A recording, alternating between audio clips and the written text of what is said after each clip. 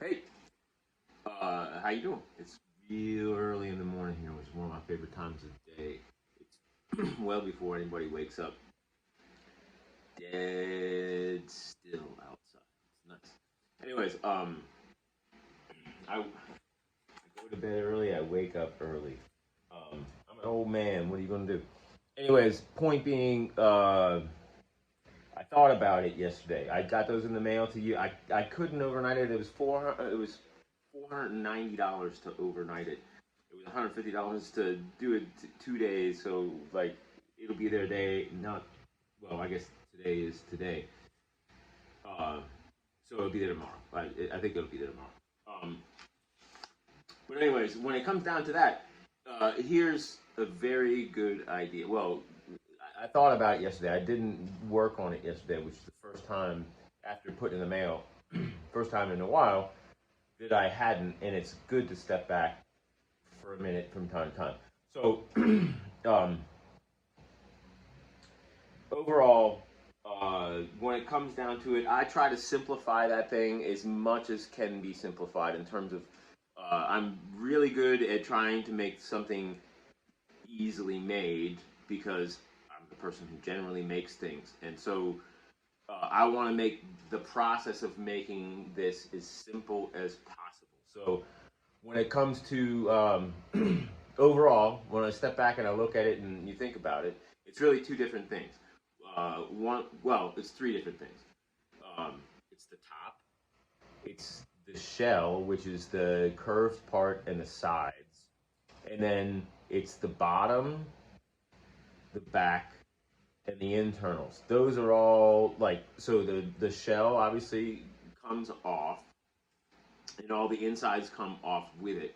So they drop into the shell. So um, when it comes down to it, it's just a matter of making the sheet goods fit the shell or the casting. Now, um, when it I think is pregnant. Um, I can't really tell. She's a tiny cat, and she didn't get all that much bigger, but I'm pretty sure I'm about to have some kittens. But anyways, oh man, I had the hardest time with these. Um, but here's the thing: is like so I can print these things off, and and then I have a printmaking technique where I can just take the print and flip it over, rub it with lacquer thinner, and the toner melts off onto the piece of aluminum so that I can line up the exact things that Nick's drawing me uh, and then bend it in the actual material because that makes a big difference in terms of that last aluminum that I was using with the prototype that I sent you behaves differently than this one does, and it's about the spring back and all that. But so here's the trick. Um, Once these get to the point where I can just order them, bang, there you go. There's your blank, right? Now, I've made everything so that I showed you the little dimple press or whatever. That's just a part of a piece of equipment that I have, which is, I mean, 9 feet tall. I have giant equipment because I have a giant shop because I can do almost anything that I can imagine in this shop. But I don't need like I made these, I designed these so that it doesn't require any of that. Here's what I'm getting at. And so I showed you like the little dimpling die and or whatever. Now, when it comes down to it, I can show you exactly how I do this. Here's the teacher in me. Most of everything that I do to these things, what I'm getting at is can be done. It doesn't have to have a 9 foot press. I can build you a tabletop version that will do everything that you need to do to these things to be able to put them together because the holes are already made. Everything already aligns. All I have to do is make a die. I have to make um, a frame, and then there's something called an air over hydraulic press, which is it's a piece of equipment, and they sell it at the Harbor Freight Tools right down the street. Probably $150. I'd have to look it up somewhere in that neighborhood. I have one of them. that's oriented differently, but they have one that already has a foot pedal on it. It's made exactly for what I'm about to describe. So I make a frame with a press in it. It can be above, it can be below, it doesn't matter. It just has to be a stout frame with the dies that'll make the angles that need to be made. So all you need to do, or anybody, is just you order the parts from the Senkatzen. Instead of having them sent here, you receive them. They come in a package. They send you a little candy with it. It's a Sour Patch Kid thing. It's kind of a nice thing to get when you get the package in the mail. Yay! Okay, cool. So now all you need to do is unwrap the package, eat the Sour Patch Kid, and then put these things into the die shoe that I make. So basically, it would be a tabletop version of what I use, and then you just put the die shoe in, and then bunk, bunk, bunk, bunk, bunk. Take the die shoe out, swap it out with the other die shoe that makes this angle. Bunk, bunk, bunk, bunk, bunk, bunk, bunk. Cool. Now you have all your parts sitting there, and you can just assemble them. All I would do is send you the shell, and so the sides are two of these. One has the holes cut out for the power switches and such and Bluetooth, and then there's the curved part. The curved part requires a 2-ton machine to make the curve. You don't, well, it doesn't really require that unless you want to hand crank it, which is what I grew up doing, but you don't want to do that. You want the 2-ton machine where you push the button and it goes meow, meow, meow, and they all come out exactly the same. So all I need to do is weld these two seams, okay? So that only takes me a few minutes, and I'm a good welder. It's called TIG welding. And then polish that edge up. And then these can all nest together inside of a box. What I'm getting at is, like, instead of, I sent you 3, they cost about $45 a piece, whether you send them individually or 3 in a box. It's just like, that's shipping. I'd be happy to drive them instead of, but I mean, you have to palletize things at a certain point and wrap them. But my point is that these can nest together, and I could put in the same size box that I just sent you. I could put 20 of them. It probably would cost almost the same instead of 3.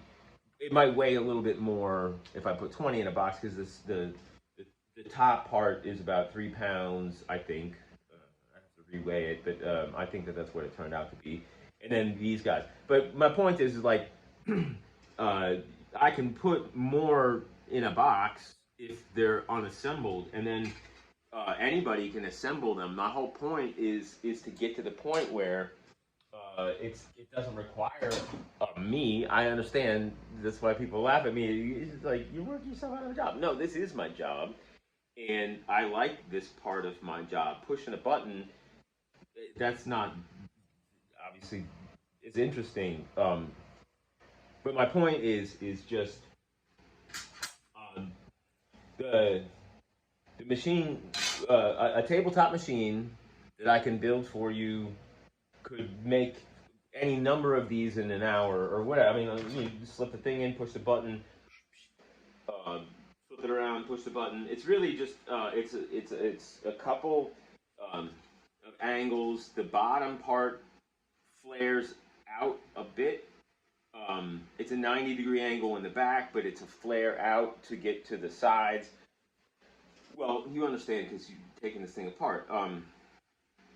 So I just got to make a die shoot, make a cage for a press, and then all you need is a little air compressor. You may already have one. I don't know. They sell them at the Harbor Freight Tools as well. But basically, I could just make you a frame and some die shoes to fit that frame, so that you can do, or anybody can do this all day long. And then I could just focus more on. Oh, by the way, I didn't set. I'm dipping these right now. This part I didn't. Obviously, I didn't include this part in with what I sent you because I'm casting these up on their own on a sprue because I can do 18 at a time instead of trying to fit them into. The other sprue is just the shell, and then these are going to be taken care of on their own. But anyways, I'm dipping those today, and I'll send those on. They only take a minute to finish off. It's really just 2 steps. But what I'm getting at is like the casting. The castings and the polishing and the finishing of that requires a ton of equipment. I promise. I've made half. I've made 3/4 of it of what I use. But as far as this part of it is concerned, really, it is just pop rivets.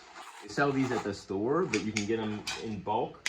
This is just a hand pop rivet gun. But if you have an air compressor for this thing that I'm talking about, air over hydraulic press, you can get one of these too, which is an air rivet gun. So all you got to do is slip the rivet in.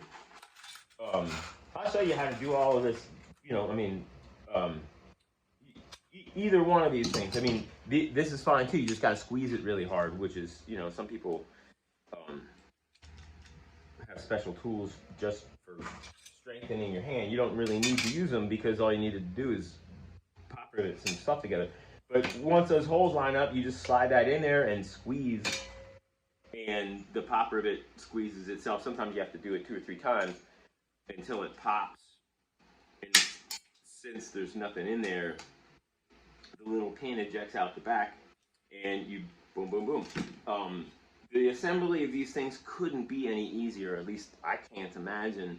If I could imagine it to be easier, I would have done it that way. But it really is just the lightest touch in terms of putting things together, and in terms of like this bend here, I have to make a forming thing come up, and then you slip a rod in there. You flip it over, and then you push over top of the rod, which makes that particular type of a bend. I just have to make it into a little thing. I mean, I do it here as a 3-step process or whatever, but there's no reason that couldn't just be implemented into the press that I'm talking about. So what I'm getting at is just when it comes down to it, the parts that you can probably see in the background, I don't know, that's my pile of, you know, I mean, these things have evolved. And I look back at the ones that I came up with in the first place, and well, that's way more complicated of bending. So that's the thing, is like I've simplified it to the point where now it's how to do it on a tabletop machine, and I can make you a tabletop machine, or 2 or 3, and you could have people pushing the button, and you know, like, we want to make this as assembly line as possible, and this doesn't require any skill whatsoever. The only thing that you really need to do to the parts when they come in the mail is going to be to deburr them, and that's really only these 3 tools. It's all hand tools. It's just even the bending can be done. This is how I do this.